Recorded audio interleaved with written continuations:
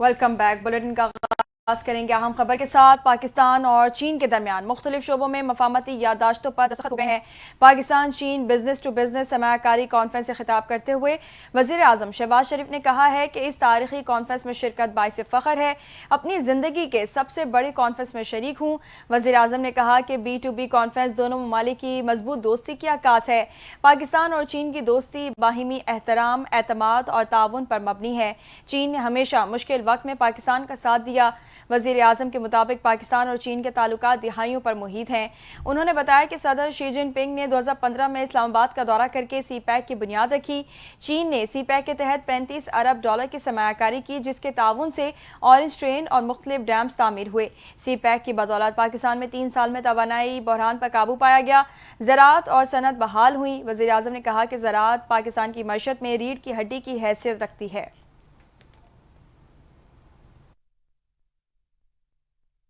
وزیر اعظم شہباز شریف نے بیجنگ میں چینی ہم منصب لی چیانگ سے ملاقات کی۔ دونوں رہنماؤں نے پاک چین تعلقات کو مزید مضبوط بنانے کے عزم کا اعادہ کیا۔ اعلامیے میں کہا گیا ہے کہ پاکستان جلد چینی کیپٹل مارکیٹ میں پانڈا بانڈز جاری کرے گا۔ ملاقات میں سی پیک کے تحت ML1 کراکرم ہائی وے کی ری الائنمنٹ اور گوادر پورٹ کے جلد نفاذ پر زور دیا گیا۔ اس کے علاوہ پاک چین وزراء اعظم کی ملاقات میں سی پیک فیز 2 بشمول 5 نئے کوریڈورز پر تیزی سے کام کرنے پر بھی اتفاق کر لیا گیا۔ وزیر اعظم ہاؤس کے جاری کردہ اعلامیے میں بتایا گیا کہ B2B انویسٹمنٹ کانفرنس میں 300 پاکستانی اور 500 چینی کمپنیوں نے شرکت کی، جس میں زراعت، معدنیات، ٹیکسٹائل، صنعت اور IT کو سرمایہ کاری کے لیے ترجیحی شعبے قرار دیا۔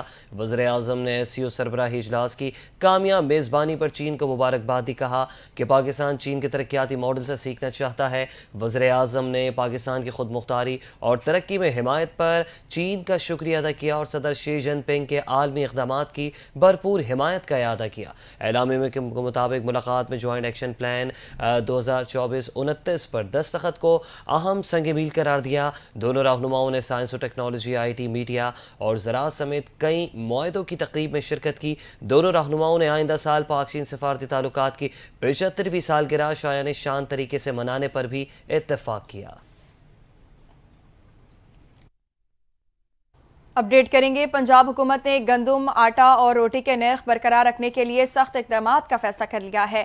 وزیر اعلیٰ پنجاب مریم نواز کی زیر صدارت خصوصی اجلاس میں فیڈ ملوں میں گندم کے استعمال پر پابندی کا فیصلہ کر لیا گیا ہے۔ فیڈ ملوں میں گندم کا استعمال روکنے کے لیے دفعہ 144 نافذ۔ پیرا کے SDOs کو گندم کی ذخیرہ اندوزی کے سدباب کے لیے خصوصی اختیارات تفویض کر دیے گئے ہیں۔ پیرا کو گندم کی ذخیرہ اندوزی روکنے کے لیے سخت ترین قانونی کارروائی کا ٹاسک بھی دے دیا گیا ہے۔ مریم نواز کی سیلاب کی آڑ میں آٹے اور روٹی کے نرخ بڑھانے والوں کے خلاف ایکشن کی ہدایت۔ گندم کی ذخیرہ اندوزی روکنے کے لیے پرائس کنٹرول مجسٹریٹ کو فوری طور پر متحرک کر دیا گیا ہے۔ مریم نواز نے کہا کہ روٹی کا نرخ 14 روپے اور 20 کلو آٹے بیگ کا نرخ 1810 روپے سے زائد بڑھنا نہیں چاہیے۔ سیلاب کی آڑ میں آٹے اور روٹی کے نرخ بڑھانے کی ہرگز اجازت نہیں دیں گے۔ گندم کی ذخیرہ اندوزی عوام سے دشمنی کے مترادف ہے۔ Chairman joint chiefs of staff committee general Sahir Shamshad Mirza نے قطر کا دورہ کیا، جہاں انہوں نے اعلیٰ سطح کی فوجی تعاون کمیٹی کے دوسرے دور کے اجلاس میں شرکت کی۔ پاک فوج کے شعبہ تعلقات عامہ کے مطابق جنرل ساحر شمشاد مرزا نے نائب وزیر اعظم وزیر دفاع قطر شیخ سعود بن عبد الرحمن اور چیف آف اسٹاف قطری افواج لیفٹیننٹ جنرل جاسم محمد سے بھی ملاقات کی۔ ان ملاقاتوں کے دوران دونوں کی جانب سے خطے میں بدلتی ہوئی سیکیورٹی صورتحال پر تبادلہ خیال ہوا اور علاقائی اور عالمی سطح پر امن اور استحکام کے لیے مشترکہ عزم کا اعادہ کیا گیا۔ Chairman joint chiefs of staff committee نے پاکستان اور قطر کے درمیان تاریخی برادرانہ تعلقات کو اجاگر کیا، دفاع و سلامتی کے شعبوں میں مستقبل میں تعاون کے امکانات پر بات کی، جو کہ اعلیٰ سطح کی فوجی تعاون کمیٹی کے دائرہ کار میں آتا ہے۔ قطر کی سول اور عسکری قیادت نے خطے میں استحکام کو یقینی بنانے میں پاکستان کے کلیدی اور ذمہ دارانہ کردار کو سراہا۔ دہشت گردی کے خلاف جنگ میں پاک افواج کی پیشہ ورانہ صلاحیتوں اور قربانیوں کو خراج تحسین پیش کیا۔ قبل از قطری افواج کے ہیڈ کوارٹرز پہنچنے پر chairman joint chiefs of staff committee کو ایک چاق و چوبند فوجی دستے نے گارڈ آف آنر بھی پیش کیا۔ وزیر اعلیٰ پنجاب مریم نواز نے لاہور میں چوہنگ ریلیف کیمپ کا دورہ کیا۔ وزیر اعلیٰ کو سیلاب سے متاثرہ خاندانوں کی بحالی اور ریلیف سرگرمیوں پر بریفنگ دی گئی۔ مریم نواز نے عارضی کلاس روم کا معائنہ کیا اور سیلاب زدہ خاندانوں کے بچوں سے ملاقات کی، ان کے مسائل اور ضروریات کے بارے میں دریافت کیا۔ وزیر اعلیٰ مریم نواز شریف نے فیلڈ ہسپتال اور میڈیکل کیمپ کا بھی جائزہ لیا، خواتین اور بچوں سے ملاقات کر کے ریلیف انتظامات پر اطمینان کا اظہار کیا۔ ڈپٹی کمشنر نے وزیر اعلیٰ کو ریلیف کے اقدامات پر تفصیلی آگاہ کیا۔ مریم نواز شریف نے انتظامیہ کو ہدایت دی کہ متاثرین کی ہر ممکن مدد یقینی بنائی جائے۔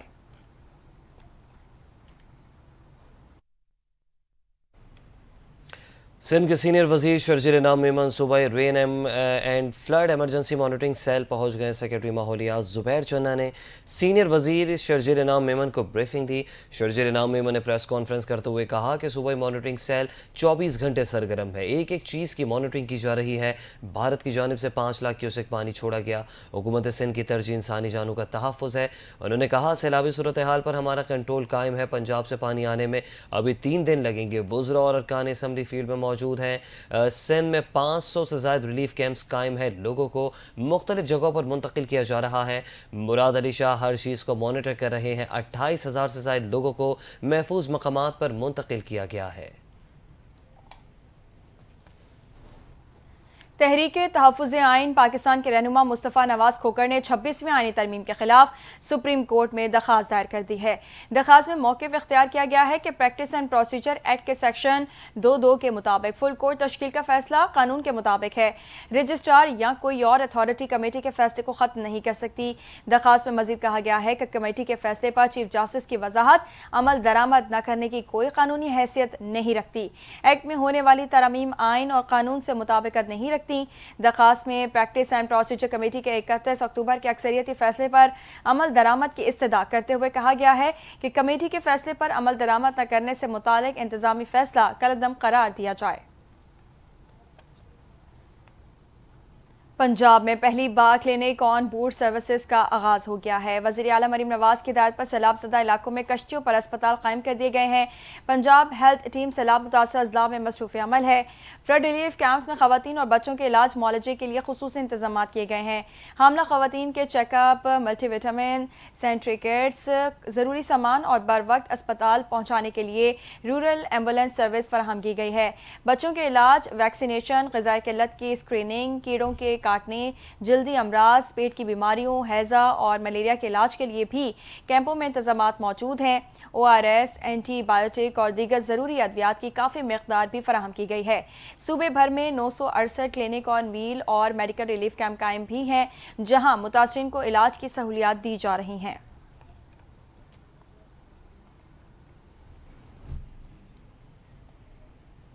دریا چناب میں شیرشاہ کے مقام پر پانی انتہائی خطرے کا لیول کراس کر گیا ہے، جبکہ دریا راوی میں ہیڈ ستنائی سے آنے والے پانی کے دباؤ سے شگاف پڑنے سے بڑی آبادی بھی زیر آب آ گئی۔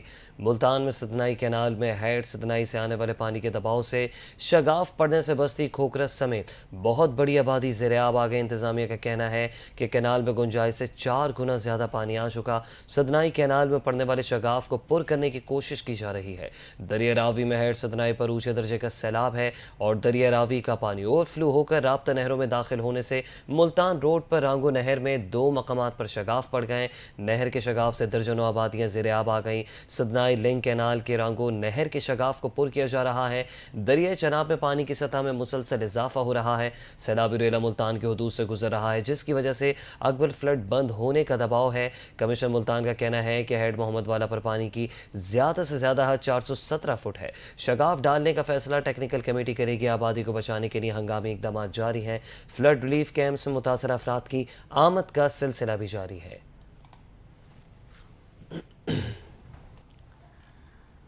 بھارت نے دریائے چناب میں پانی کی سطح بلند ہونے پر بگلیار اور سلال ڈیم کے سپل ویز کھول دیا اور پاکستان کو ہائی کمیشن کے ذریعے ممکنہ سیلاب سے مطلع کر دیا ہے۔ بھارتی میڈیا کے مطابق شدید بارش کے سبب دریائے چناب میں پانی کی سطح بلند ہونے پر بگلیہار ڈیم کے سپل ویز کھول دیے گئے ہیں۔ دریائے چناب پر بنے سلال ڈیم کے دروازے بھی کھول دیے گئے۔ بھارتی میڈیا کا بتانا ہے کہ بالائی علاقوں میں شدید بارشوں کے سبب دریائے چناب میں طغیانی ہے۔ دوسری جانب بھارت نے ایک بار پھر ہائی کمیشن کے ذریعے پاکستان کو سیلاب کے حوالے سے آگاہ کر دیا۔ بھارتی ہائی کمیشن کی جانب سے حکومت پاکستان کو بھیجے گئے مراسلے میں کہا گیا ہے کہ دریائے ستلج میں ہریکے زینی اور فیروزپور زیری میں پانی چھوڑنے جا رہا ہے۔ مراسلے میں کہا گیا ہے کہ سیلابی پانی چھوڑے جانے کی وجہ سے ستلج میں اونچے درجے کا سیلاب ہوگا۔ وزارت آبی وسائل نے بھارتی مراسلے کے بعد فلڈ الرٹ جاری کر دیا ہے۔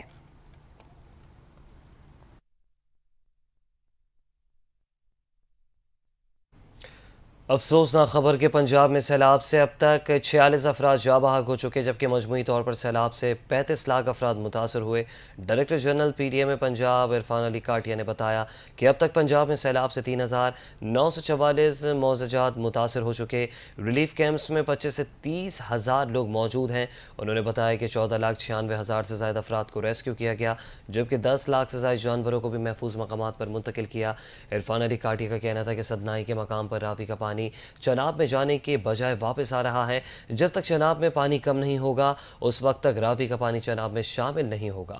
دوسری جانب فلڈ فورکاسٹنگ ڈویژن کا بتانا ہے کہ دریا راوی میں بلوکی کے مقام پر اونچے درجے کا سیلاب ہے۔ بلوکی کے مقام پر پانی کی آمد اور اخراج 1,14,130 کیوسک ہے۔ دریا راوی میں سدنائی کے مقام پر اونچے درجے کا سیلاب ہے، جہاں پانی کی آمد 1,60,580 کیوسک ہے، جبکہ پانی کا اخراج 1,57,580 کیوسک ہے۔ فلڈ فورکاسٹنگ ڈویژن کے مطابق دریا راوی میں جسٹ کے مقام پر درمیانے درجے کا سیلاب ہے، جہاں پانی کی آمد اور اخراج 85,980 کیوسک ہے۔ پاکستان میں حالیہ بارشوں اور بھارت کی آبی جارحیت کے باعث اندرون سندھ میں ممکنہ سیلاب کا خطرہ۔ پاک آرمی اور دیگر قانون نافذ کرنے والے اداروں نے حفاظتی اقدامات شروع کر دیے ہیں۔ پاک فوج کے دستے ضروری سامان کے ساتھ پیش خطر علاقوں میں تعینات ہیں، جو ریسکیو ریلیف آپریشنز میں سول ایڈمنسٹریشن کے شانہ بشانہ کام کریں گے۔ پاکستان رینجرز سندھ محکمہ آبپاشی کے مرمتی عملے کو سیکیورٹی فراہم کر رہی ہے۔ حفاظتی بندوں پر گشت اور پکٹس میں اضافہ کر دیا گیا ہے۔ کچے کے علاقوں سے نکلنے والے افراد کی مدد اور فری میڈیکل کیمپ بھی قائم کیے گئے ہیں۔ علاقہ مکینوں نے پاک فوج اور رینجرز سندھ کی ان کاوشوں کو سراہا ہے۔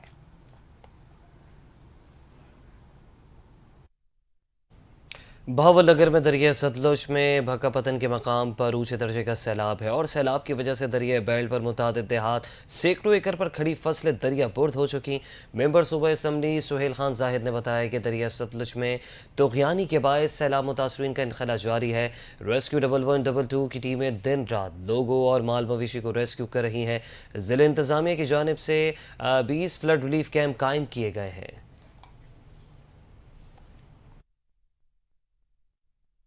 پاکستان کی متوازن خارجہ پالیسی اور مؤثر ملٹری ڈپلومیسی عالمی افق پر کامیابیوں کی نوید بن گئی۔ عالمی منظر نامے میں پاکستان کی بڑھتی ہوئی اہمیت پر بین الاقوامی جریدے دی ڈپلومیٹ کی رپورٹ منظر عام پر آ گئی۔ بین الاقوامی جریدے دی ڈپلومیٹ کے مطابق امریکی ترجیحات میں تبدیلی آئی ہے اور اس کا جھکاؤ بھارت کی بجائے پاکستان کی جانب واضح ہے۔ پاکستان امریکہ کے لیے جنوبی ایشیا اور مشرق وسطیٰ میں اہم کردار کا حامل ہے۔ حالیہ پاک بھارت تنازع نے بھی امریکہ کے انداز عسکری طاقت کے حوالے سے یکسر بدل دیے ہیں۔ دی ڈپلومیٹ نے لکھا کہ بدلتے حالات کے پیش نظر بھارت کے لیے نیٹ سیکیورٹی پرووائیڈر کا کردار بھی ادا کرنا مشکل نظر آ رہا ہے۔ امریکہ پاکستان تعلقات کے فروغ سے مشترکہ مفادات کی ہم آہنگی مزید بہتر ہو گئی ہے۔ امریکہ اب بھارت کو جنوبی ایشیا میں متبادل شراکت دار کے طور پر نہیں دیکھ رہا۔ امریکی ترجیحات میں تبدیلی بھارت کے لیے پریشانی کا باعث ہے۔ سندھ ہائی کورٹ کا بڑا فیصلہ، کے ایم سی کی جانب سے پارکوں کا کمرشل استعمال غیر قانونی قرار۔ پارک صرف پارک ہی رہیں گے، رفائی پلاٹ کسی اور مقصد کے لیے استعمال نہیں ہو سکتے۔ پبلک پرائیویٹ پارٹنرشپ کے نام پر پارک کرائے پر دینے کا اختیار اب کے ایم سی کو نہیں ہے۔ سٹی کونسل کی قرارداد نمبر 134 کل عدم۔ مزید تفصیلات جانتے ہیں نمائندہ ذیشان ملک سے۔ جی ذیشان بتائیے گا، بڑا فیصلہ آیا ہے۔ جی بالکل، سندھ ہائی کورٹ نے آج ایک بڑا فیصلہ دیا ہے۔ اپوزیشن لیڈر کے ایم سی سیف الدین ایڈوکیٹ اور نو ٹاؤنز چیئرمین نے پارک کو کمرشل مقاصد کے لیے استعمال کرنے کے خلاف سندھ ہائی کورٹ سے رجوع کیا تھا۔ سندھ ہائی کورٹ نے بلدیہ عظمیٰ کراچی کی جانب سے پارکوں کو کمرشل مقاصد کے لیے استعمال کرنے سے جو ہے وہ روک دیا ہے۔ اس سلسلے میں سندھ ہائی کورٹ نے عدالت نے واضح کیا ہے کہ آئین کے آرٹیکل 140 کے تحت بلدیاتی اختیارات نچلی سطح پر منتقل ہونا تھے، لیکن صوبائی اسمبلی کی جانب سے اختیارات منتقل نہ ہونے کے باعث فی الحال کے ایم سی کے اقدامات کو قانون کے خلاف بتایا گیا ہے۔ عدالت نے اپنے فیصلے میں کہا کہ پارک شہریوں کے بنیادی حقوق کا حصہ ہیں، ان کا استعمال صرف پارک کے طور پر ہی کیا جا سکتا ہے۔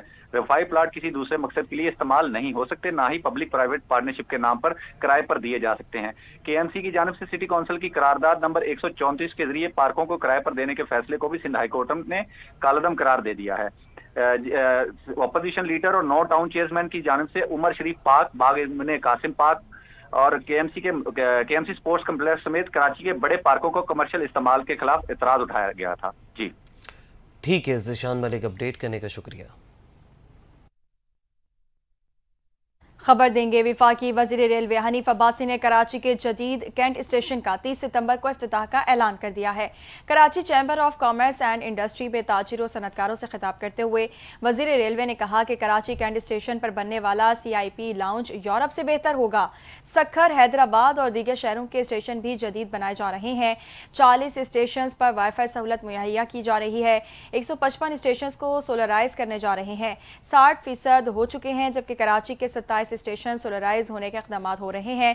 उन्होंने कहा कि एशियाई तरक्याती बैंक के 2 अरब की फाइनेंसिंग से कराची रोहड़ी रेल ट्रैक को बेहतर बनाने का काम शुरू किया जा रहा है, जिससे सफरी मसाफत 4 घंटे कम हो जाएगी। कराची से रोहड़ी तक 480 किलोमीटर ट्रैक को बेहतर किया जाएगा। हनीफ अब्बासी ने कहा कि कराची से अफगानिस्तान तक रेलवे मंसूबे पर भी काम हो रहा है। इसी तरह कराची से गवादर और गवादर से कराची तक रेलवे मंसूबे के लिए भी काम किया जा रहा है। रेलवे को डिजिटलाइज कर रहे हैं। तमाम स्टेशन पर वाईफाई और ATM मशीन नस्ब करेंगे।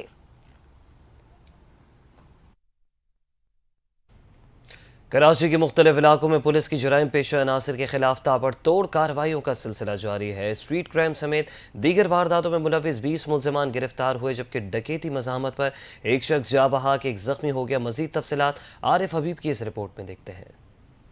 भत्ताखोर कानून के शिकंजे में आ गए। 5 रोज कबल गार्डन के इलाके में बिल्डर को भत्ते की पर्ची देने और बाद अज़ा 2 मजदूरों को जख्मी करने वाला भत्ताखोर गिरफ्तार कर लिया गया। पुलिस के मुताबिक मुल्जिम बिलाल का ताल्लुक जमील छांगा गैंग से है। गिरफ्तार मुल्जिम ने 30 अगस्त को अपने साथी के साथ मिलकर गार्डन में वाक़े इकरा स्काई लैंड बिल्डिंग के मालिक को भत्ते की पर्ची देने के बाद फायरिंग कर दी थी। मुल्जिम की फायरिंग से जहांगीर और जमील नामी मजदूर भी जख्मी हो गए थे। मुल्जिम ने दौरान तफ्तीश इंकशाफ किया कि इसे भत्ता कब और किससे तलब करना है। इसकी सारी मालूमात बैरूनी मुल्क में बैठे जमील छांगा से मिलती थी, जो इस ग्रुप का सरगना है। गिरफ्तार मुल्जिम से कबल भी भत्ता तलब करते हुए शहरी को कत्ल कर चुका है। मुल्जिम को मुकदमा में गिरफ्तार करते हुए मजीद कानूनी कार्रवाई के लिए SIU के हवाले कर दिया गया। रात गए थाना जमशेद क्वार्टर के इलाके घोड़ा चौरंगी के करीब पुलिस और डाकुओं के दरमियान मुकाबला हुआ। पुलिस ने जख्मी समेत 2 मुल्जिमान को गिरफ्तार कर लिया। गिरफ्तार शमन अली और नजीर अहमद के कब्जे से असलाह और मसरूका सामान भी बरामद हुआ। औरंगी टाउन में फायरिंग से मोहम्मद आसिफ और मोहम्मद शकील नामी शहरी जख्मी हो गए। पुलिस के मुताबिक वाकया आपसी झगड़े के दौरान पेश आया। पुलिस ने बर्वक्त कार्रवाई करते हुए फायरिंग करने वाले 2 मुल्जिमान को गिरफ्तार कर लिया। उधर बल्लिया टाउन नंबर 8 में 2 ग्रुपों में तल्ख कलामी झगड़े तक जा पहुंची। पुलिस के मुताबिक झगड़े के दौरान शराज नामी शख्स जख्मी हो गया। वाकये के वक्त MPA आसिफ मूसा और टाउन चेयरमैन करीम आसकानी का काफिला रबीउल अव्वल की तकरीबात के सिलसिले में वहां मौजूद था। काफिला गुजर जाने के बाद आखिर में रह जाने वाले चंद अफराद की गाड़ी की टक्कर होने पर वहां गुजरते हुए अफराद से तल्ख कलामी हुई, जिसमें एक फरीक ने पिस्टल का बस्ट मारकर दूसरे को जख्मी किया। इलाका पुलिस की जानिब से वाक़े से मुतालिक मजीद मालूमात हासिल की जा रही हैं। Junaid Firoz, NTN news, Karachi. खबर देंगे कराची प्रेस क्लब के बाहर कासिम गारमेंट्स कंपनी की वर्कर एक्शन कमेटी का एहतजाजी मुजाहरा। मुजाहिरीन का कहना है कि कई सालों से कंपनी में काम करने के बावजूद उन्हें मुसलसल हिरासानी और संगीन धमकियों का सामना है। मुजाहिरीन ने इल्ज़ाम लगाया कि मलिर के इलाके के आदिल मुश्ताक अराई और उसके साथी भत्ता वसूल करने के लिए मजदूरों को अगवा और कत्ल की धमकियां दे रहे हैं। कारकुनों का कहना था कि आदिल मुश्ताक अराई संगीन जुराम में मुलविस है और उसके खिलाफ थाना सखान और शाह लतीफ में मुकदमात भी दर्ज हैं। मुजाहिरीन ने मुतालबा किया कि IG सिंध और DG रेंजर्स फौरी कार्रवाई करते हुए आदिल मुश्ताक अराई और उसके साथियों को गिरफ्तार करें ताकि मजदूरों को तहफ़्फ़ुज़ फराहम हो सके। पख्तूनख्वा हुकूमत ने अफगान महाजरीन की वापसी का अमल फौरी रोकने का मुतालबा कर दिया। सूबे मुशीर इत्तलात बैरिस्टर डॉक्टर सैफ ने कहा कि इंसानी हमदर्दी गैर सगाली के जज्बे के तहत अफगान महाजरीन की वापसी के अमल को फौरी तौर पर रोक देना चाहिए। अफगानिस्तान इस वक्त तबाहकुन ज़लज़ले के नुकसान से दो चार है।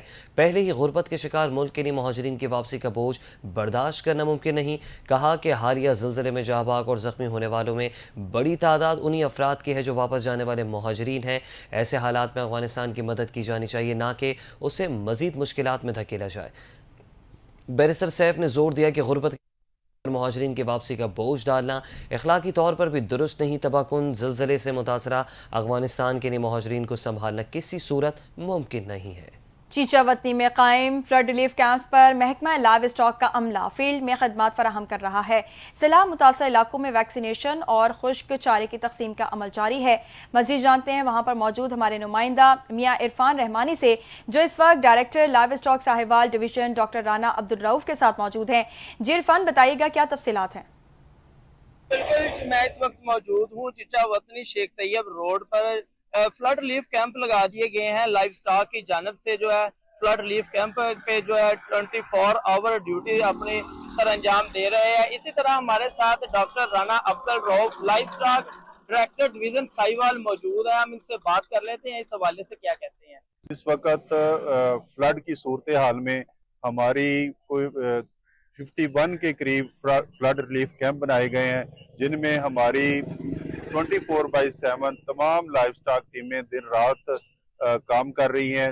کام کیا کر رہی ہیں؟ ہمارا سب سے جو اہم کام ہے فلڈ افیکٹڈ ایریا سے اینیملز کو ریسکیو کرنا، اس کے بعد ان کو گرین فوڈر پرووائڈ کرنا۔ اگر ہم بات کریں ڈویژن کی تو 92,000 kg سے اوپر اب تک فوڈر تقسیم کیا جا چکا ہے۔ اسی طرح 5,000 کے قریب جو سائلج ہے وہ تقسیم کیا جا چکا ہے۔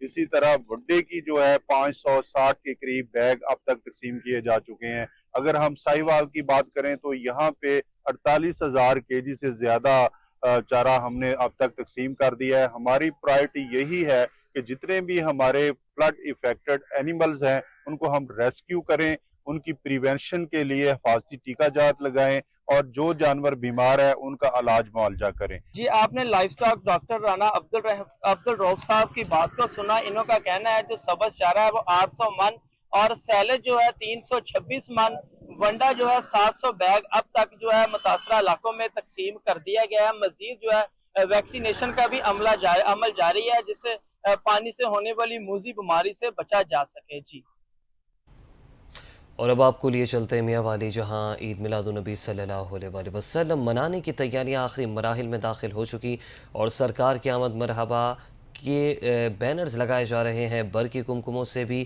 بازار و مساجد کو سجایا جا رہا ہے۔ میاں والی سے رپورٹ کر رہے ہیں حفیظ اللہ خان نیازی۔ میاں والے میں عید میلاد النبی صلی اللہ علیہ وسلم منانے کی تیاریاں آخری مراحل میں داخل ہو چکی ہیں۔ گلیوں، بازاروں اور مساجد کو دلہن کی طرح سجایا جا رہا ہے۔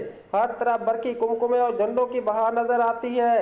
اللہ پاک کی نبی کی یہ ولادت ہے، ان کی ولادت کا دن ہے، الحمدللہ خوشیوں کا دن ہے، اور مسلمان کے لیے اس سے بڑا دن اور کوئی ہو ہی نہیں سکتا کہ جس کے صدقے میں یہ ساری خوشیاں اور نعمتیں عطا ہوئی ہیں، ہمیں اسلام عطا ہوا ہے۔ سرکار کی آمد مرحبا، منٹھار کی آمد مرحبا، مکی کی آمد مرحبا، مدنی کی آمد مرحبا۔ آپ صلی اللہ علیہ وسلم کا جشن ولادت منانے کے سلسلے میں بازاروں میں مختلف جگہوں پر اسٹال بھی لگا دیے گئے ہیں۔ نالین مبارک، ٹوپیاں، بیجز، دیگر سامان کی جہاں سے شہری خوب خریداری کرتے نظر آتے ہیں۔ میں اپنے چھوٹے بھائی بہنوں کے لیے بیج لینے آیا ہوں، لائٹنگ لینے آیا ہوں، جھنڈیاں لینے آیا ہوں۔ اپنے گھر کو اچھی طرح سے سجاؤں گا، اپنی گلیوں کو اچھی طرح سے سجاؤں گا، اپنی مسجد کو اچھی طرح سے سجاؤں گا۔ 12 ربیع الاول کی تاریخ کے حوالے سے شہریوں کا کہنا تھا کہ ہر مسلمان جشن ولادت صلی اللہ علیہ وسلم منانے کے لیے خوب تیاریاں کر رہا ہے، اور اس سال عید میلاد النبی صلی اللہ علیہ وسلم شایانہ شان طریقے سے منایا جائے گا۔ کیمرہ مین ماجد اقبال کے ساتھ حفیظ اللہ خان نیازی، NTN نیوز میاں والی۔ ضلع گھوٹکی میں بھی سرکار دو جہاں رحمت للعالمین سرور کونین آخری نبی رسول خدا حضرت محمد مصطفیٰ صلی اللہ علیہ وآلہ وسلم کے جشن ولادت کو منانے کی تیاریاں زور و شور سے جاری ہیں۔ دیکھتے ہیں رانا اقبال کی یہ رپورٹ۔